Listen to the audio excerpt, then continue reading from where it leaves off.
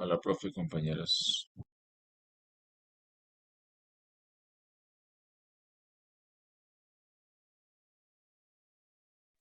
Hola Daniel, ¿cómo estás? Bien, sí, señora. Sufriendo, que vamos perdiendo. Hola, ¿Qué profe. están perdiendo? El partido Ay, Dios mío, por Dios. ¿Y qué partido es? de Si no Guatemala pongo, para Guatepeor. si no pongamos el partido, ¿eso qué teología? Nada que ver. ¿Quién está perdiendo? ¿Quién está perdiendo? Colombia. ¿Por Colombia. la selección Colombia? No, Sí, pero ¿qué si ya no pasamos al mundial? Ay, Daniel, explícale a la profe. un partido por el honor que se está viviendo en estos momentos. No, pues si no vamos al mundial, estamos jugando un partido, pero estamos perdiendo, profe. Ay, pero yo toda indolente, no, pero ¿para qué si ya no fuimos? Lo El que pasa es partido. que a mí sí, yo sí perdí el amor a la selección Colombia cuando no fue por culpa de la selección, sino por el Mundial de Brasil, en que nos robaron, ¿se acuerdan de ese partido de Brasil? Sí, era de Yepes, era gol de Yepes. A mí eso me Numeral era dolió, gol de Yepes. eso a mí me traumó, yo sufrí con la selección Colombia y me tocó renunciar porque es que sentí un dolor muy grande, o sea, un dolor De literal, o sea, alma.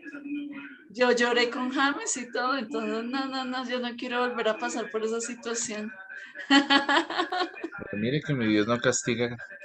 Mire qué pasó ¿Y ahora con quién estamos jugando? contra México. ¿Y México tampoco fue al mundial o yo sí? No, México sí. Claro, eso sí van al mundial. Por repechaje, como sea, pero eso sí los dejan Ah, entrar. Centroamérica, ¿no? Sí, Qué señora, triste. con CACAF. Sí.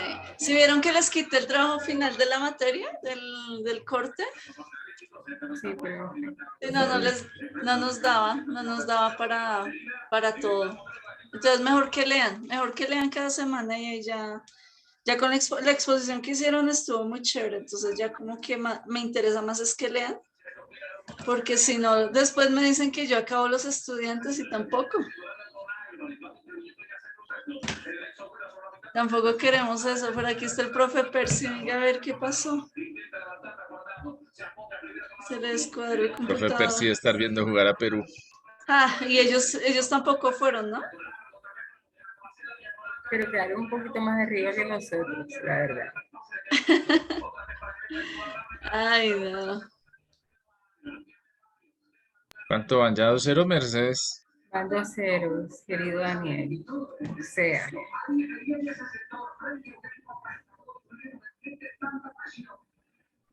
Grave Ahora sí nosotros. que salga ese el James a decir que es que él es el que mejor dicho. James. ¿Quién? Uy, imagínense, 2-0, profesora, y primer tiempo. A meter como No, 4. ya no. Es que Mire cómo por eso, Mercedes Sora intercede y gime. Mire, no, yo me liberé de eso. No, es que yo sufrí, o sea, no. yo lo sufrí, pero cuando jugó con Alemania contra Brasil, ay, sentí un fresquito. Yo también, en serio, yo me sentí Jamás como si había Alemania cantado no se los hubiera goles de una vengado. selección. Jamás había cantado los goles de una selección contraria a Colombia como ese día. No, eso sí, esa vez nos robaron el partido, esa vez compraron los árbitros y esa vez otra vez quedamos oprimidos, entonces no. Definitivamente no. Mejor dicho, vamos a ver si... Ah, sí, ya llegó el profe. No. ¿Qué Buenas tal, noches, profe? buenas noches, doctora Santa Lucía. ¿Cómo están? ¿Cómo, Profesor Percy. cómo van? Los veo como muy serios. ¿Qué pasó? Fue cuando entró. Ah, bueno, sí, yo pensaba que discutían sobre partidos y robos del partido. Yo no sé. Aquí el profesor que está feliz porque Perú le ganó 4-1 a El Salvador. Ah, La verdad que ni siquiera lo vi. No sabía ni siquiera que iban a jugar. ando más perdido. Métanse en la teología y se les va a olvidar el resto del mundo. Deberes Sí, sí, tomarlos y sí. cumplirlos. Sí, sí. No, yo tampoco sabía. Hoy abrimos otro curso con los pastores para la profesionalización y me la he pasado deshaciendo ahí trabajos. Pero bueno, después, ojalá les dicte ese curso algún día. Es bonito. Ya me está gustando. Pero les abre el curso, mejor dicho. Ay, sí, yo no, el otro semestre yo no voy a dictar tanta clase, por ahí Les un curso. falta, les falta el curso de punto, cadeneta. Macramé. Ay, bueno, bueno, aquí ya estamos, yo los saludo y pues les dejamos la invitación abierta para que puedan levantar la mano y formularle sus preguntas al profe Percy. Ujú. Bien, entonces, bueno, lo que Profe, se venga, yo le tengo una es un pregunta a raíz de poquito un de estudio que hice. bueno, perdón un ratito. Sí, gracias. Lo que pretendemos es quizá un poquito crear un diálogo, ¿no? Un diálogo en torno a las inquietudes que también ustedes tienen. Recuerden que yo no me las sé todas, tampoco pues pretendo contestarlas todas. Si es que están en posibilidades, la haremos, si no, pues tendremos también allí un poquito nuestras limitaciones. De todas formas, es enriquecer abiertamente, con confianza, sin ningún prejuicio, ¿no? Poder dialogar abiertamente. ¿De acuerdo? Entonces, recuerden que no hay pregunta boba, sino bobos que no pregunten. ¿Sí? Y tampoco, pues, yo soy del tribunal de la Santa Inquisición, entonces no hay ningún problema, porque pueden preguntar lo que sea, ¿no? A nadie se le va a juzgar, condenar o a torturar por sus preguntas, ¿no? No, a lo mucho le haremos bullying, pero nada más, ¿no? Listo, entonces, pues, le cedo la palabra. Daniel, creo que ibas a decir algo. Sí, espéreme la reforma. Dale, por favor. Yo tengo una pregunta, profe, como para ir entrando en calor. Y es acerca de por qué, cuáles fueron las motivaciones que, que te llevaron de pronto a ir por el ámbito o por el área del derecho canónico. Bueno, yo no soy de derecho canónico, que es de derecho canónico, que es más especialista, es el profe Steven. Steven, él es el que tiene la especialización en ella. Pues a mí me gusta sí el derecho canónico y me gusta mucho porque tiene un principio muy básico y que lo menciona al final de del derecho canónico. Y es que todas esas leyes puestas en el derecho están para la salvación de las almas. ¿Sí? Entonces nos viene a decir de que todas las leyes que están allí no es un capricho, sino que está encaminado al bien de la persona y al bien común y al bien de la iglesia. Entonces, eso es lo que se tiene, ¿no? A diferencia quizá de leyes o proyectos que se presentan a nivel civil, vamos a decirlo, donde pues está hecho para ciertos intereses, ¿no? Y otro principio dentro del derecho canónico que me gusta muchísimo es que justamente todas las leyes tienen que ser de valor universal, ¿sí? Entonces, no solamente para unos cuantos, sino de valor universal. Claro que hay ciertos cánones donde se hace énfasis, por ejemplo, de acuerdo al ministerio que también se pueda presentar o representa uno, ¿no? De que también puede hacer, sobre todo en el ámbito de las sanciones, quizá, ¿no? Pero sí. Yo creo que sería interesante que le comentara sobre todo porque el área de Steven, que Steven sí nos va a acompañar al final, pero el área del profe Percy es bioética y biojurídica. Chévere que nos contaras esa parte que trabaja ahí. Sí. Mi área es esa, pues bueno, familia, un poquito es eso donde pues nos estamos un poquito más como especializando, vamos a decirlo. Pero no sé si es que hay alguna pregunta, duda. Aclaración, ¿Qué es reclamo. bioética? Profe, ¿Qué es biojurídica? Ah, bueno, Daniel. no, profe, una pregunta, ¿por qué se da tanto en la Iglesia Católica el tema de los santos y todas esas cosas? O Ajá. sea, que uno a veces ve como que, bueno, que fulano, que le demostremos un milagro y entonces lo santificamos y ya empieza como un culto, una veneración a eso. Ajá. Por eso, Bien, porque vamos a ver, ¿sí? El tema de la santidad es un tema bíblico, ¿sí? Entonces, si vamos a remontarnos al tema de la santidad, vamos a encontrar la santidad en el Antiguo Testamento referido quizá en primer lugar a los objetos que están en el templo, ¿no? Y en el Santo Santorum, que es el lugar donde pues luego sabemos que se ha rasgado y se rompió el velo cuando la muerte de Jesucristo, ¿no? Según lo que cuentan las Escrituras. Eh, el término santo está referido también para Dios. Y hay unas características dentro de la Iglesia Católica, ¿no? La Iglesia Católica es una, santa, católica y apostólica. 4 características de la Iglesia. Una, porque uno es su Dios. Es católica porque es universal, ¿sí? Apostólica porque está cimentada también bajo la predicación de los apóstoles. Y santa porque Dios es santo, ¿sí? Entonces, esas son las 4 características de la iglesia. A partir de esa característica de la santidad, entonces nosotros participamos de esa santidad porque participamos del cuerpo de Cristo, según también lo que dice San Pablo, ¿ya? Y luego, a lo largo de toda la historia de la Iglesia y de manera especial en el Concilio Vaticano II, en la Constitución Dogmática Lumen Gentium, en el numeral a partir del 39 al 44, se va a hablar sobre el llamado universal a la santidad. Cuando hablamos del llamado universal a la santidad, no estamos hablando de poder canonizar y luego venerar o que veneren o te veneren a ti por ser santo, ¿no? Sino que es la llamada a la unión y a la intimidad con Cristo, ¿sí? En esa relación de aceptación de su proyecto y de su vida y que tiende hacia un fin, que es la vida eterna, ¿no?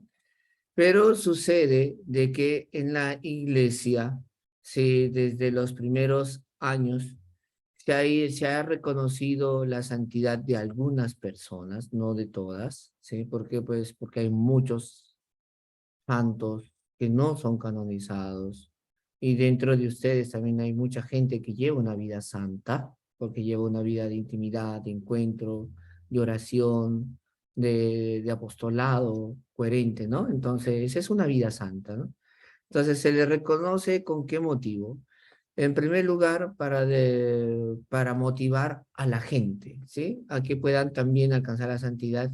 Decir que esto no es una cosa de algunos pocos, ni tampoco de algunos elegidos, sino es una cosa de todos y que lo puedes alcanzar desde tu estilo de vida, desde lo que tú estés trabajando, haciendo, desarrollando el ministerio que tengas dentro de la comunidad, dentro de la iglesia, ¿no? Entonces puedas alcanzarlo.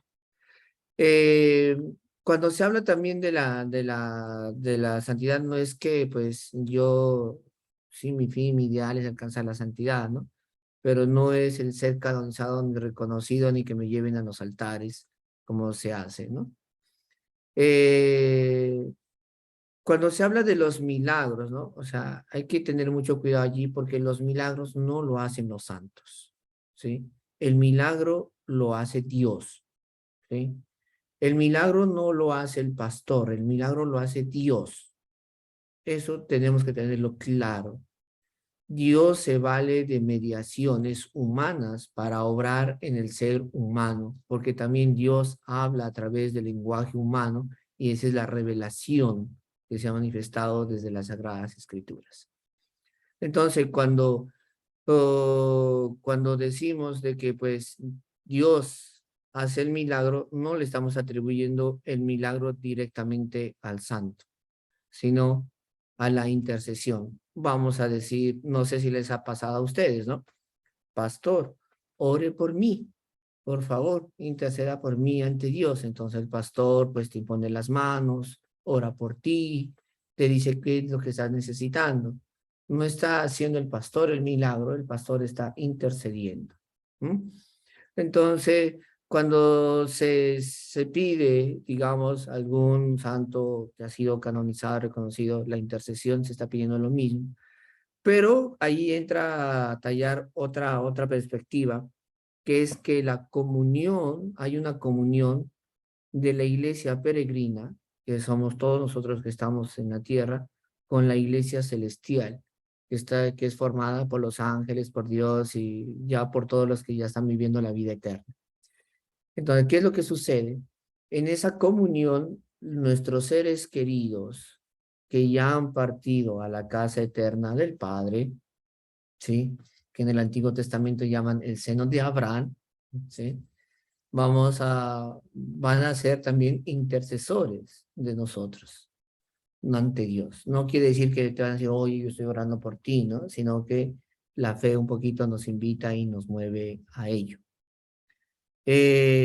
Entonces los santos solamente son esos modelos, ¿sí? Vamos a decir, de que sí es posible vivir la santidad hoy en día desde donde nosotros estemos.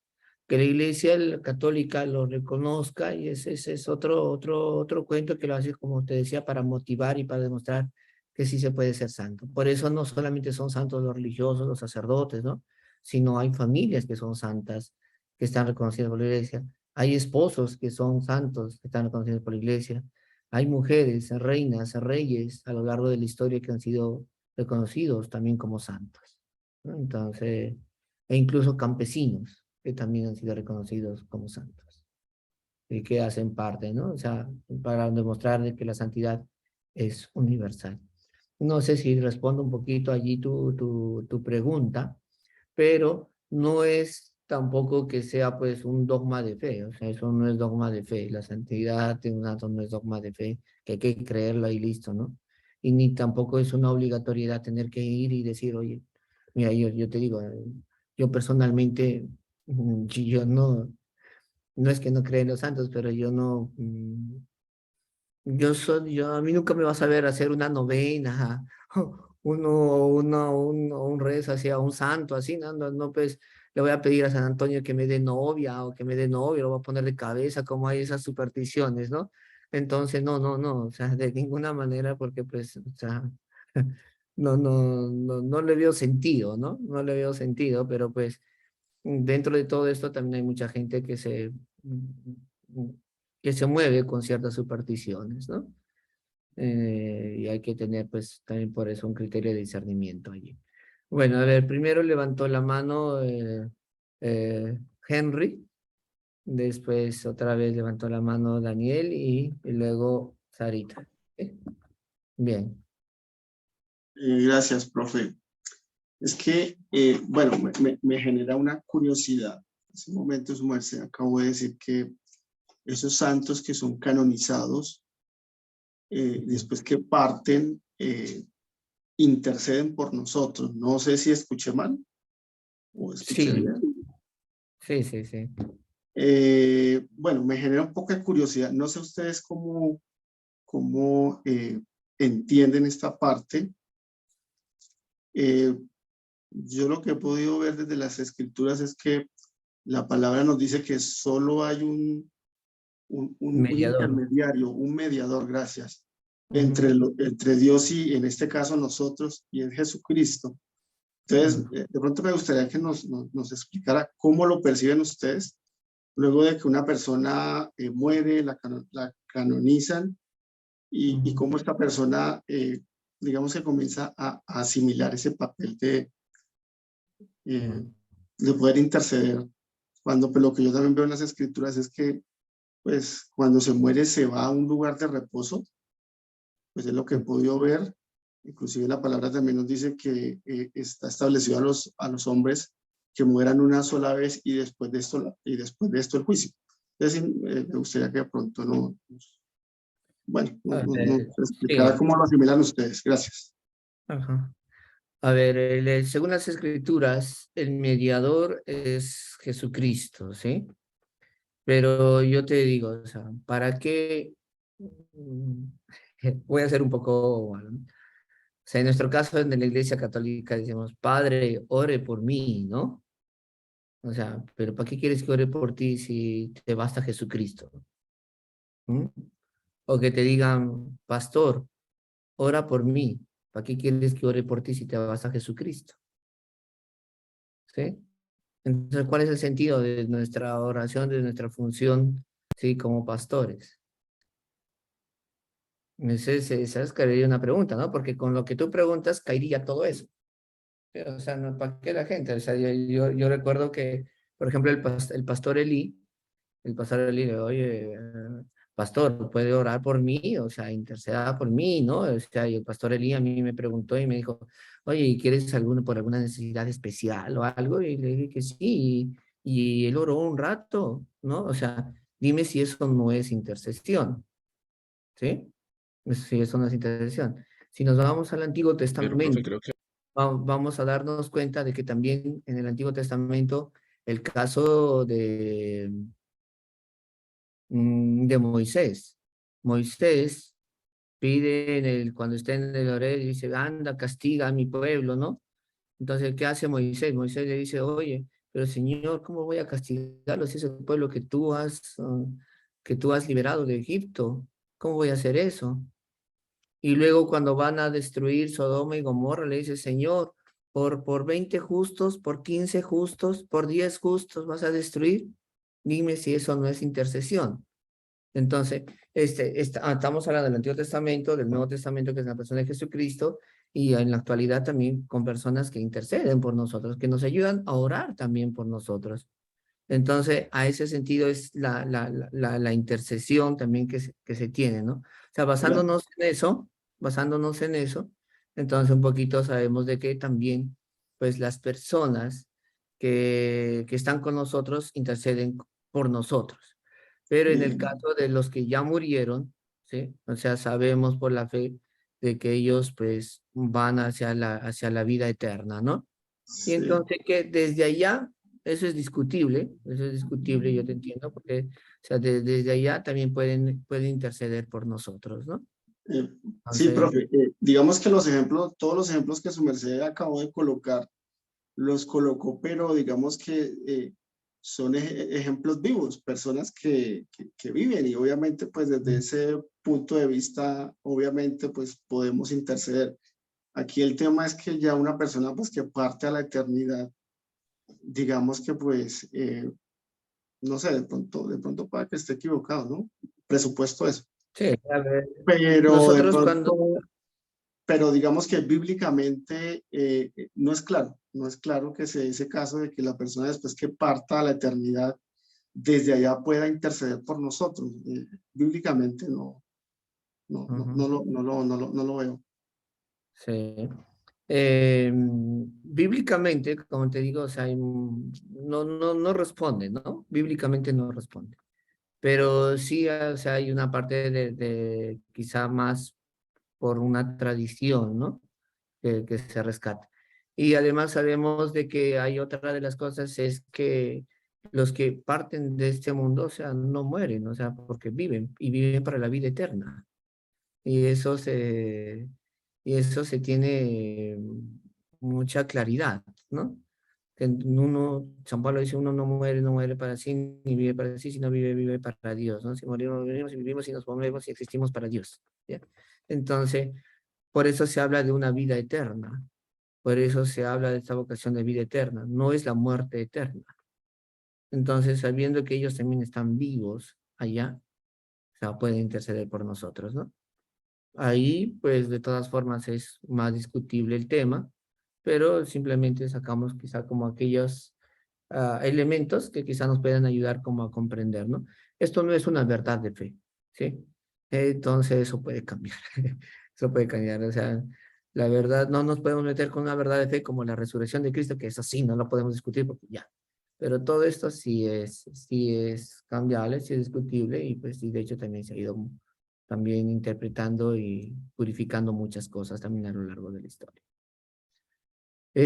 Profesora Marta Lucía, quería completar, decir algo antes de pasar a la siguiente pregunta.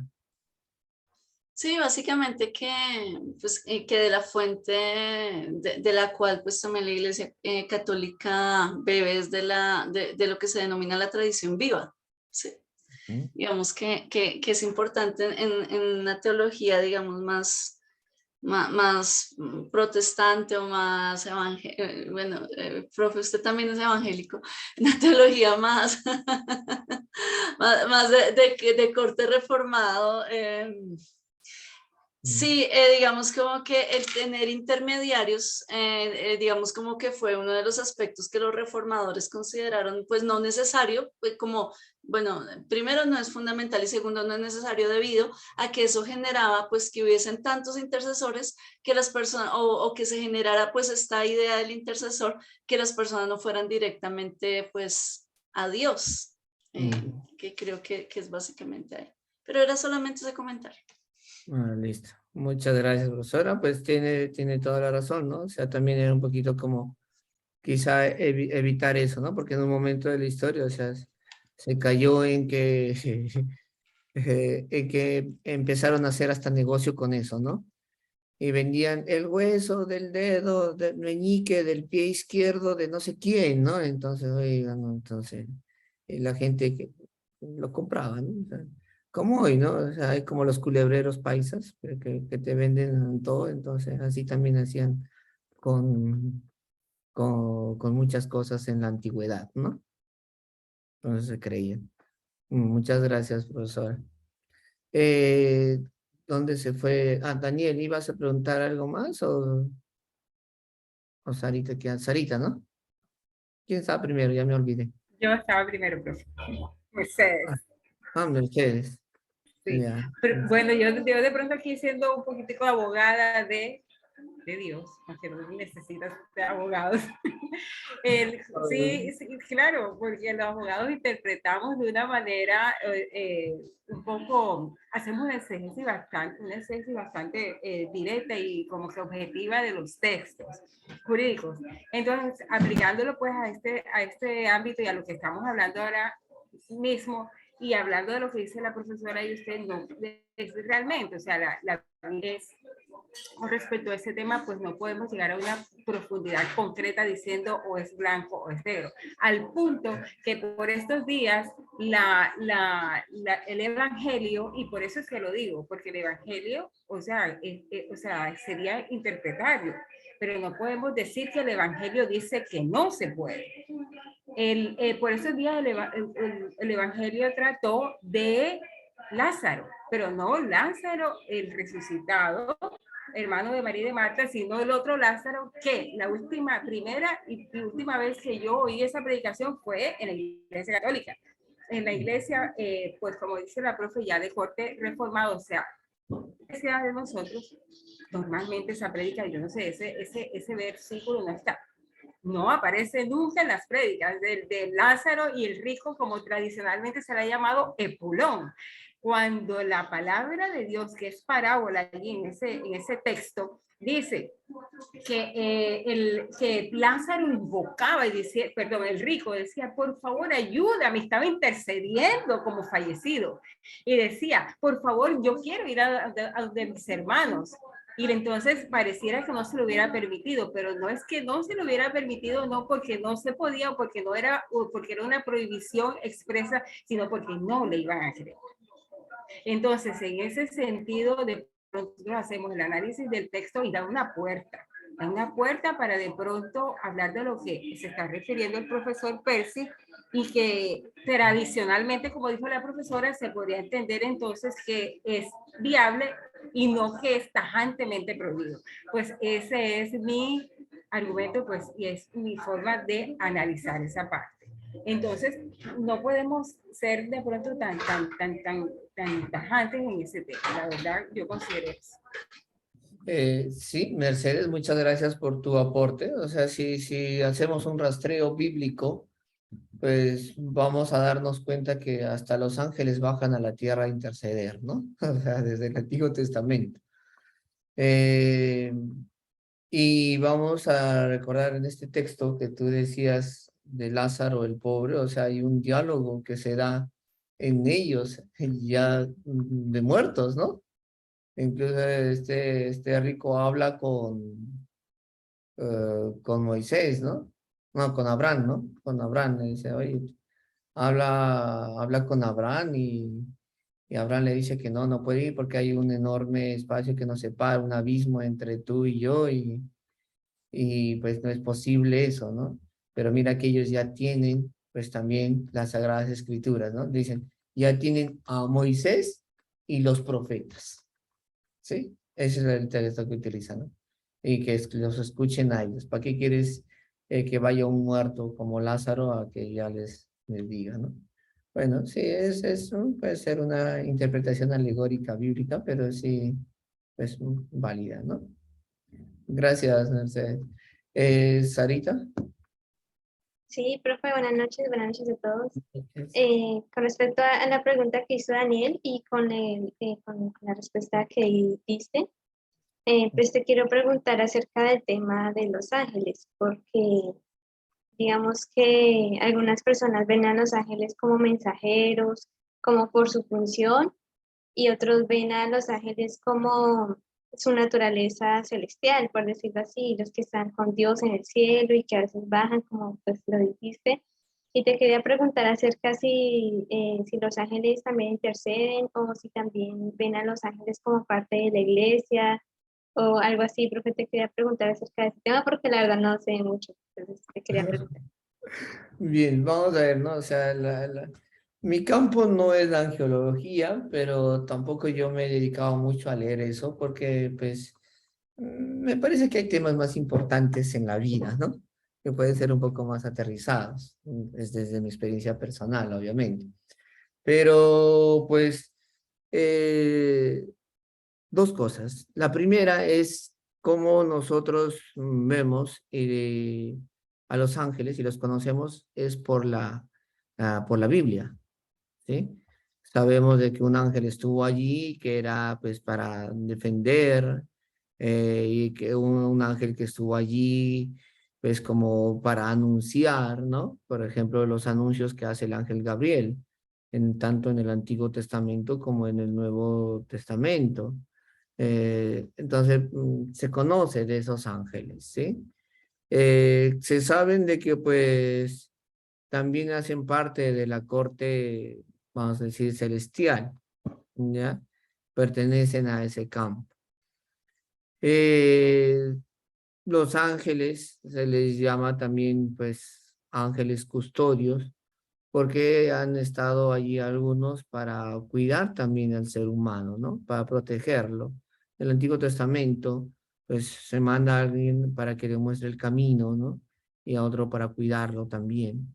Entonces, están tomados bíblicamente, ¿no?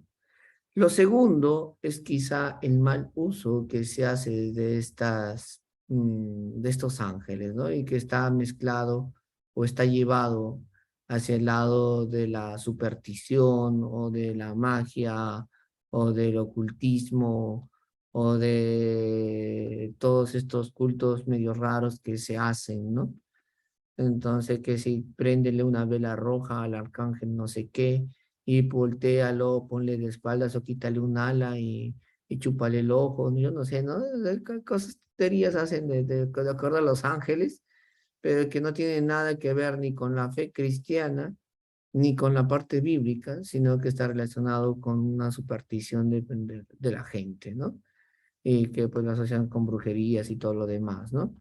Pero pues eso no tiene nada que ver, ¿no? Simplemente la gente, tú sabes que que jala todo lo que quiere para lo que es suyo, ¿no? O sea, yo me preferiría quedarme con la visión bíblica que hay, que sería también la más acertada y la que pudiéramos jalar también para nuestra vida, ¿no?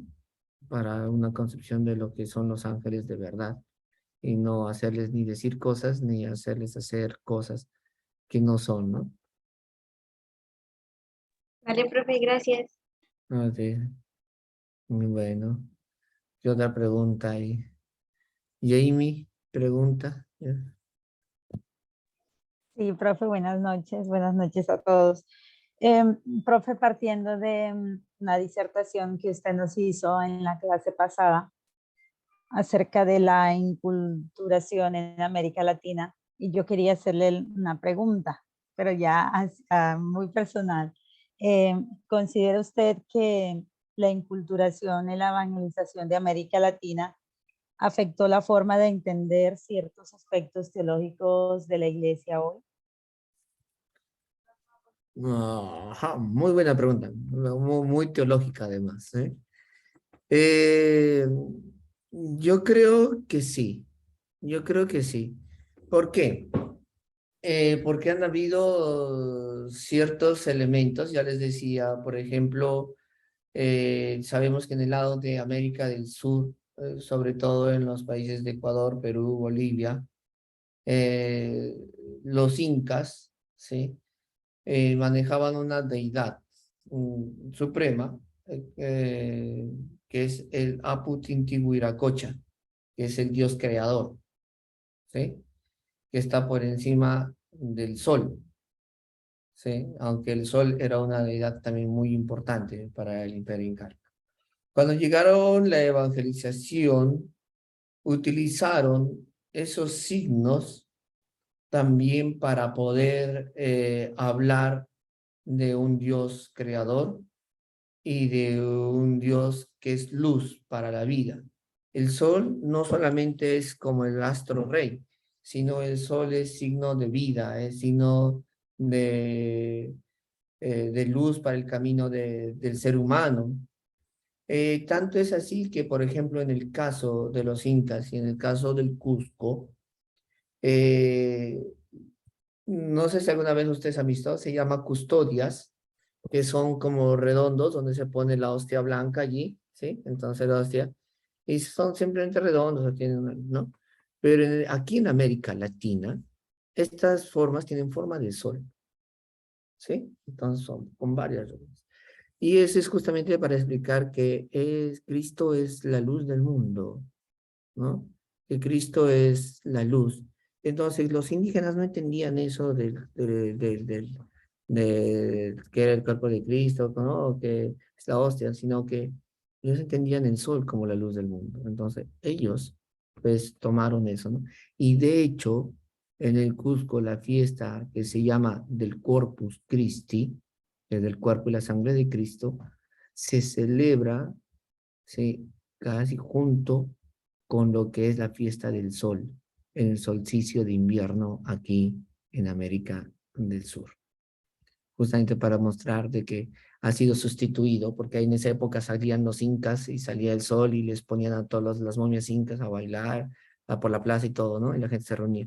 Ahora han quitado todo eso y ponen al Santísimo Sacramento ahí en la custodia y lo sacan y sustituyen todo eso, ¿no? Entonces fue una inculturación y mantienen los rasgos indígenas, que por ejemplo ahí nace un plato típico también, que era que todos los indígenas de todos los lugares venían y traían una comida. Y ahora también para esta fiesta, entonces también la gente sigue haciendo lo mismo, ¿no? Se han mantenido 500 años de tradición, ¿no? En el caso, por ejemplo, también de la Virgen María, cuando se habla, por ejemplo, ¿no? Que es un tema también un poco que se tiene que dar el hecho que les decía, a ella cuando llegaron aquí las vestían en forma con vestidos abiertos, ¿sí? ¿Y para qué? Porque era la madre tierra, la Pachamama, como llamaban los indios aquí, ¿no? Entonces la madre tierra que da la vida. Y entonces ellos para explicar también esa parte de la maternidad, entonces decían, ahí está la madre tierra. Y la vistieron como las montañas.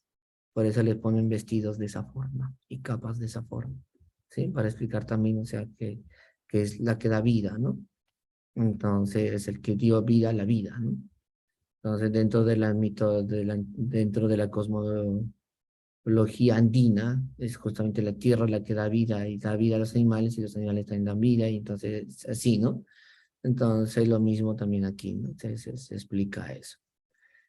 Entonces tenemos ciertos signos de esta parte de la inculturación que, pues, que nos pueden hablar, ¿no? Ciertamente han sido desterradas muchas cosas, han sido violadas muchas otras tradiciones indígenas que quizás se pudo entrar en diálogo, ¿no? Que por ejemplo les decía la vez pasada, los jesuitas hicieron un trabajo muy interesante aquí en Perú, por ejemplo, hacia el lado del habla quechua, porque ellos ya en 1500 y tantos tradujeron la Biblia al quechua. Y entonces tenemos Biblias en quechua, por ejemplo, desde entonces. Hasta hoy en día se celebra las Eucaristías, ¿no? Las misas en quechua. Entonces, y fueron los jesuitas los que, como parte también de esa inculturación con la gente.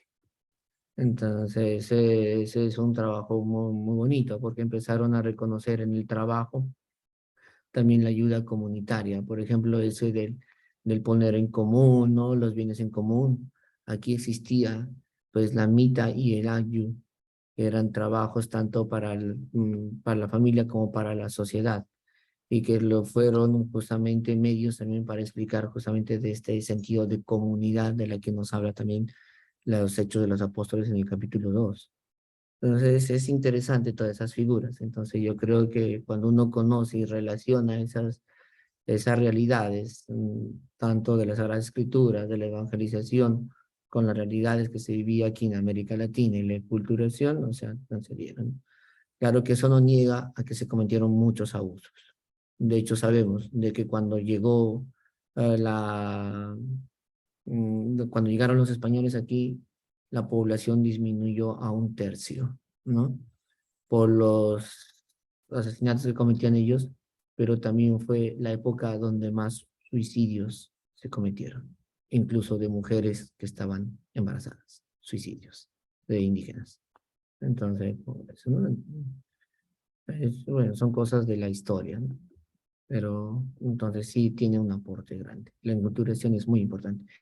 Y para entender la comprensión de la teología y todo eso, también.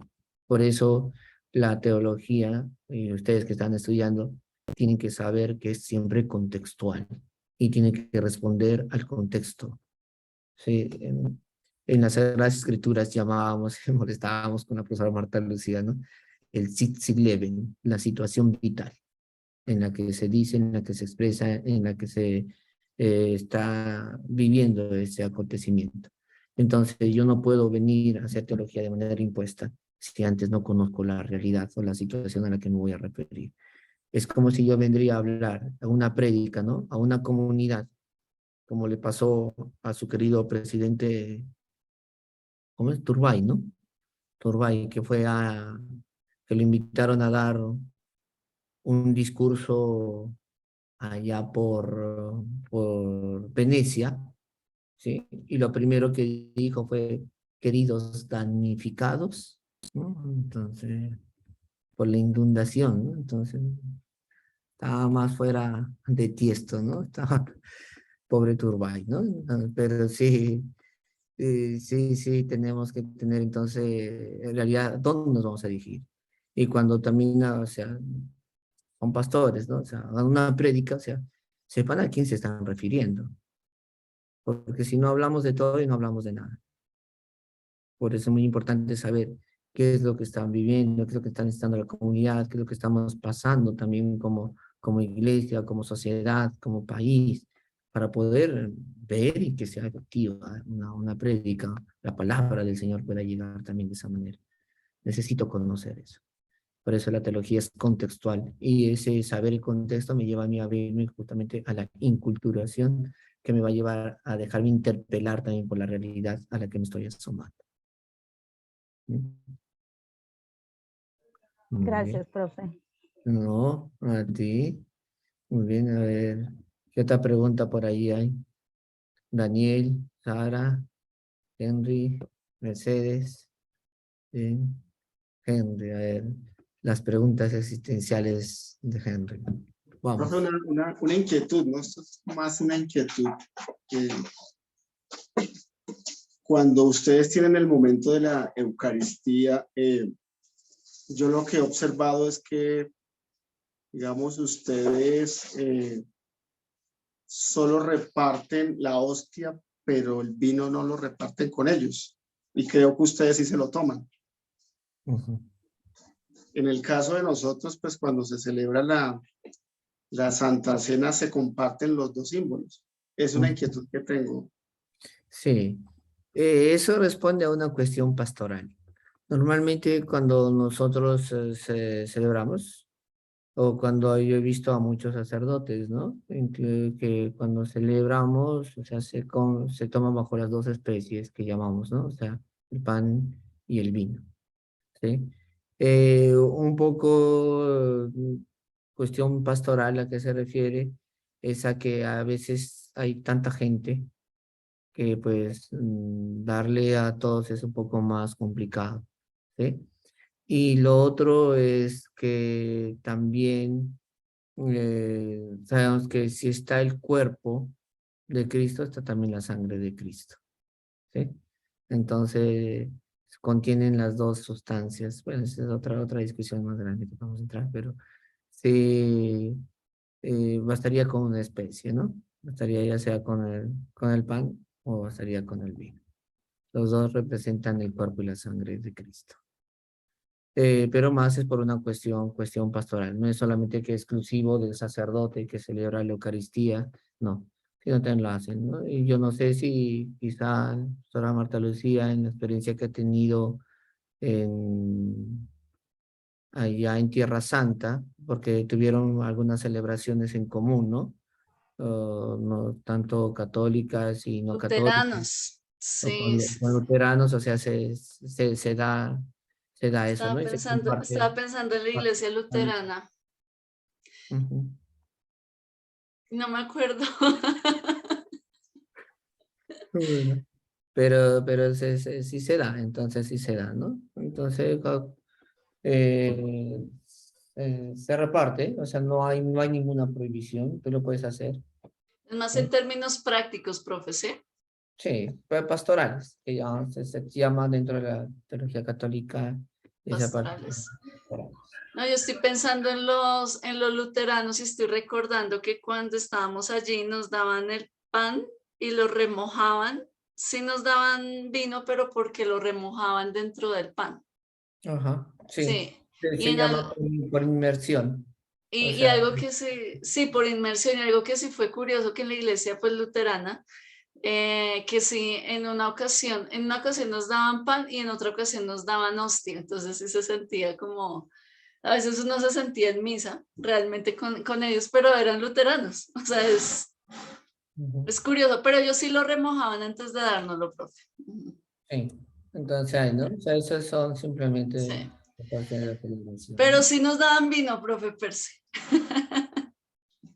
Bien, bien. Allá sí era con vino, sí, no, no era con... Sí, sí. También en la Iglesia Católica es con vino, ¿no? No es con vino. No se utiliza otra cosa, ¿no? Porque, pues, según la tradición américa, lo que se dice es que el fruto de la vid, ¿no? Y se habla del vino, entonces por eso siempre se da el vino. Pero no se da un vino que nosotros en la iglesia le llaman vino de misa, ¿no? Que es un vino dulce y muy bajo en alcohol, ¿sí? Entonces es también la ocasión. Por eso no se utiliza cualquier vino. Va a ser que luego yo venga y traiga mi Concha y Toro, o mi Gato Negro, o mi Casillero del Diablo, o mi Casa de los Andes, ¿no? O sea, para poder conocer, no, ese es un vino también preparado de distinta manera, ¿no? Sabe de vino, ¿no? Sí, sí, sí. No, no. Lo que pasa es que por donde vivía antes había toda una cultura vinícola, entonces uno Villa de aprende. Leyva, ¿no? Sí, chévere. Sí, Sí, pero sí, sí. también aquí en Perú, en Ica, todo es Ah, vino, entonces pisco y vino, son casas de pisco y vino. Conocí, pues, y las oportunidades que he tenido de viajar también, ¿no? Pero sí, es por eso, ¿no? A veces Siento que sé más de vinos que de teología. Ya, mentira. No, esa es una broma. Jamás. Vale, vale, listo. Que me escuchara alguno de esos y me mata. Me dice que estás diciendo herejías, ¿no? Bueno, Sarita, otra pregunta. Sí, profe, te quería preguntar acerca como de los significados de la vestimenta de los sacerdotes o curas, o no sé si son como niveles, pero no sé, no tengo idea. Pero sí he visto, por ejemplo, cuando hacen esta cuestión de la ceniza, el sacerdote como que se viste como con un manto encima y he visto, bueno, no he visto como en vivo, en presenciado, pero tampoco sé si es como lo pintan, que hay como sacerdotes que se visten con camisa negra y aquí un cosito blanco en el cuello. Y pues te quería preguntar si es por casos o si es por, o sea, situaciones o si es, o sea, ¿por qué? ¿Sí me entiendes? O, te quería preguntar eso, profe. Bien, vamos primero con...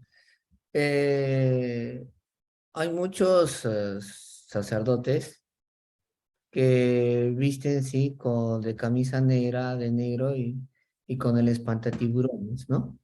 Entonces, es para que ningún tiburón se acerque, ¿sí? Entonces, pero ya.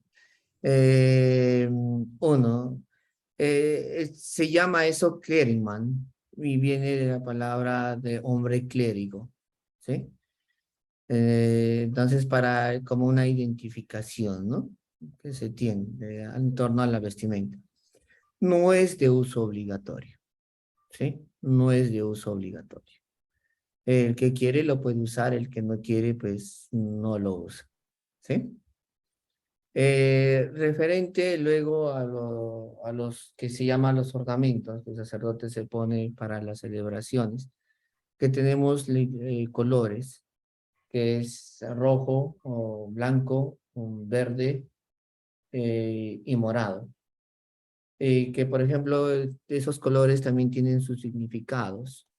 Por ejemplo, cuando vamos a celebrar, por ejemplo, Pentecostés, que es fuego, que es espíritu, ¿no? O cuando se va a recordar el martirio de Policarpo, que ustedes ya lo leyeron, ¿no? Me imagino, lo han leído, ¿no? Pues ahora el otro grupo fue, ¿no? Ellos no vieron esa clase conmigo, sí. Ah, bueno.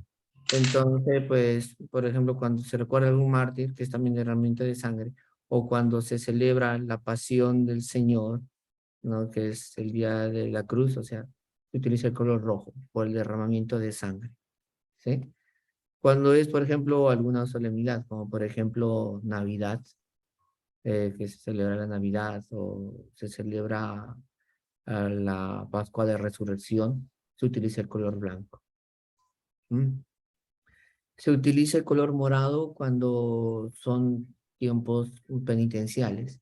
La Cuaresma, que se conoce así y que desde los principios de la iglesia se utiliza, se vive este tiempo como un tiempo también de ayuno, de abstinencia, ¿no? Entonces se utiliza el color morado como signo también de penitencia. Y el color verde es el color ordinario que le llamamos, con el que se celebra todo el resto de los días, ¿no? Ahora también hay tiempos litúrgicos dentro de la liturgia, ¿no? Entonces eso quizás son los colores que se utilizan, ¿no? Entonces para resaltar también cada celebración.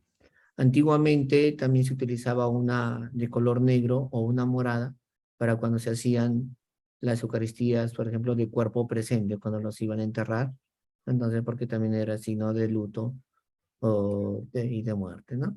Entonces, el negro ya desapareció, pero el morado todavía se mantiene. ¿Mm? Sí, en las iglesias reformadas ya más de tradición, sí se utiliza también el clériman, el luteranos, y especialmente luteranos, sí. Ay, ¿cuáles son los de los calvinistas? Ahora se me olvidó. Pero normalmente ellos sí, la pastora que era nuestra pastora allá en Jerusalén. ¿Presbiterianos? Presbiteriano, uy, sí, Sarita, muy bien, muy bien. Entonces, ellos dos la utilizan, sí, ellos dos lo utilizan y las mujeres también con camisa. Entonces, estaba curiosamente la pastora y ellas lo utilizan. Entonces, pasó como una procesión católica, porque pues en la iglesia católica no hay mujeres que utilicen, no hay sacerdotes mujeres. Entonces, ella dice que la miraron y le dijeron, señora padre. Ella se Sí, acuerda de mí, me decía, yo soy señora padre, porque me dijeron esto unos latinos que estaban ahí. Yo le dije, sí, sí, sí, señora padre. sí, ahí dije, ¿no? Sí. Y dependiendo, ¿no? Si digamos eres un padre muy chévere y estás en México, te dicen, qué padre este padre. Te dicen, entonces, bueno, entonces dependiendo también, ¿no? Vale, Pero pues sí, es un poquito quizás los colores y lo que se utiliza, ¿no? Como te digo, para las celebraciones litúrgicas sí es obligatorio ponerse esos ornamentos que son pues de colores, ¿no? Eh, pero pues para vivir en el día a día o lo que sea, pues no es obligatorio. El que quiere lo puede utilizar y el que no quiere, pues no lo usa, ¿no? Muy bien. Aquí Mercedes. Pregunta. Profe, hay una parte que o sea, lo que es un tema bien tratado, cómo motiva al estudiante, ¿cierto?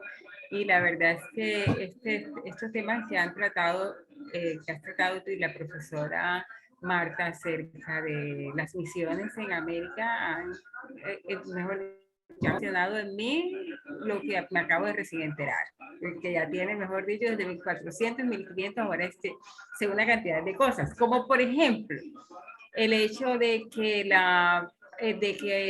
el padre del derecho internacional y que nosotros lo estudiamos muchísimo en derecho. Nunca pensé de verdad que fuera, o sea, Hugo Grocio junto con Francisco de Vitoria en España, y Francisco de Vitoria, nunca pensé que fuera un fraile dominico, nunca. Y nosotros lo estudiamos, mejor dicho, como estudiar en medicina, ¿a quién será? Pues no sé, el padre del derecho internacional, además que mi tema, mi materia es derecho internacional, en lo que yo estoy especializada.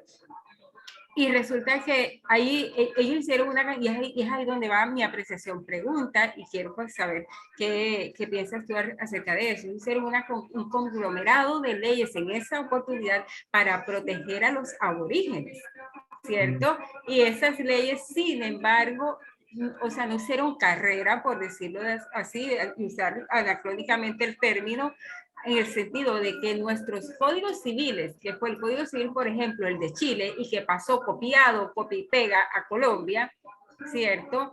Y creo obviamente que Perú, no sé, no es proteccionista en esa época, pero para nada para el indígena. Al contrario, a pesar de que, por ejemplo, lo dije en clase, creo, profe, las leyes de Burgos y de Valladolid establecían de que era prohibido decirle a los indígenas perros, y tenían tres características: no palo, no perro, y no me acuerdo el otro, no palo, no perro, y no, bueno. Y resulta que eso, pues aquí no se dio así. O sea, aquí cuando se hicieron los códigos civiles, eran tratados como salvajes. Hasta el principio de 1900, o sea, del siglo XX. Entonces, realmente esa protección que hizo, o ese legado de los misioneros, del primer grupo de misioneros, por decirlo de alguna forma, estamos hablando de los dominicos, de los jesuitas, no produjo de pronto el resultado en lo que debió producir ese resultado, que era la legislación primera que se llevó a cabo aquí en América, que fueron los códigos civiles para protección precisamente de los propios, de los aborígenes. Entonces, bueno, esa es una apreciación, y también para decir que con respecto, por ejemplo, del otro que dije, de Hugo Grocio, y de todo lo que tiene que ver con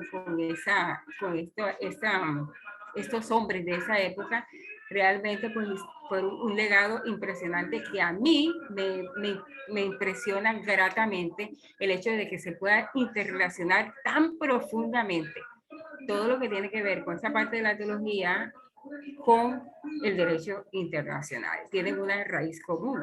Entonces, bueno, eso quería comentarte. Bien. Gracias, Mercedes, ¿no?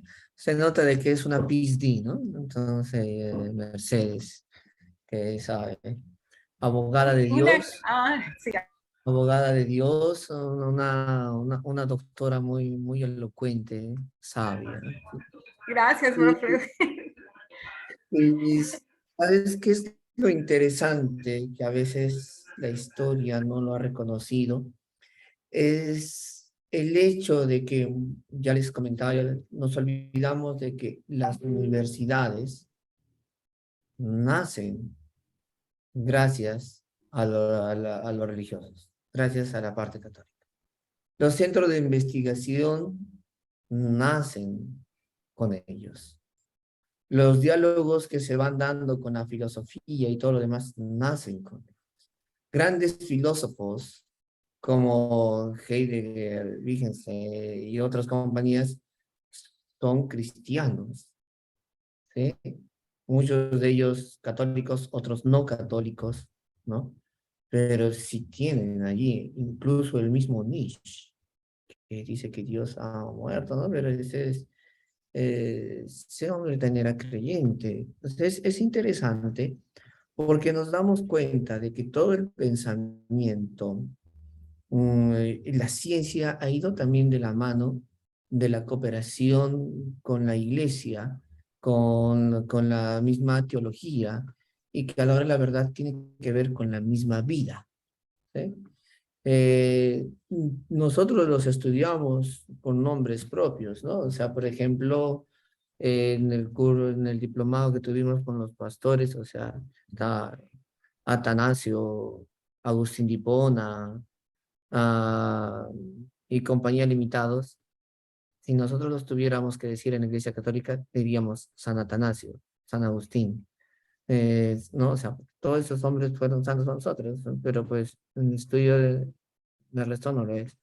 Y hasta ahorita, por ejemplo, ¿quiénes son quién es, por ejemplo, el rector de la Universidad Javeriana? Es un jesuita. Y no es que sea el rector por ser jesuita, es por los estudios que tiene y la carrera académica que tiene y la profesión que tiene. Y que, por cierto, no es teólogo, ¿sí? Entonces, es interesante eso.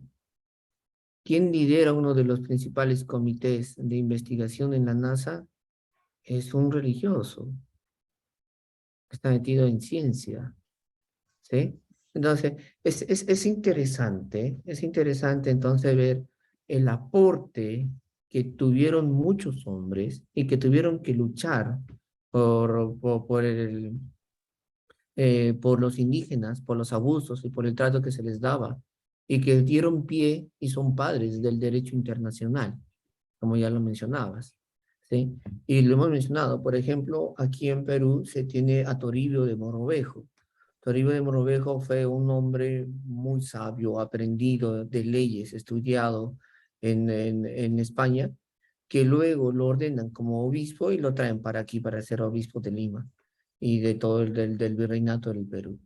Y este hombre trabajó justamente desde su experiencia como jurista para dignificar y para valorar pues la lucha del maltrato que se estaba teniendo contra los indígenas y los esclavos. Entonces es interesante, entonces, cómo pese a ciertos abusos que se tuvo, también hubo personas que lucharon contra eso y que les costó también mucho, porque imagínate tener que defender los derechos de un esclavo o de un indígena, era ir en contra de los señores principales de la ciudad, ¿sí? Y era agarrarte de enemigos. Entonces, también, o sea, mirar ese contexto en el que nacen todas esas luchas, ¿no? Y que, pues, valen la pena completamente mirarlas. ¿Mm? Ahí Entonces, tiene bueno, Mercedes otra línea de investigación. Ella tiene para que haga otra. tesis doctoral. Otra tesis, Mercedes. Yo creo que ya van a ser, ya está pues bien avanzadita la noche. De todas maneras, el profesor Percy los va a acompañar. Esta semana se ven conmigo, pero la próxima, las siguientes sesiones, él va a estar con nosotros. Entonces, bueno, ahí vamos y seguimos trabajando. Gracias por, profe, dedicarnos este tiempo, sí, pues para el diálogo que creo que es muy importante y también pues a los demás, porque pues sé que también todos tenemos como, estamos con muchas cosas, pero esto denota también el deseo pues también por comprender, por comprender, por comprender. Entonces, bueno, muchas gracias a todos. Que Dios los bendiga, profe, muchas gracias y que pasen buena noche, ¿vale? Bueno, entonces muchas gracias a ustedes, muchas gracias, profesora Norcia, por esta invitación, a ustedes por sus preguntas. Esperemos que podamos también responder más preguntas a veces que nos toque un poquito de clases con el tema que vamos a tener. Por favor, sean juiciosos, no sé, vayan por la sombrita, no se quemen, prediquen bien, y etcétera, etcétera, etcétera. Gracias, profe, Percy. Muchas gracias. profesora. Muchas bendiciones para todos ustedes. Gracias, Amén. profe. Gracias. Bueno, Éxitos. ah.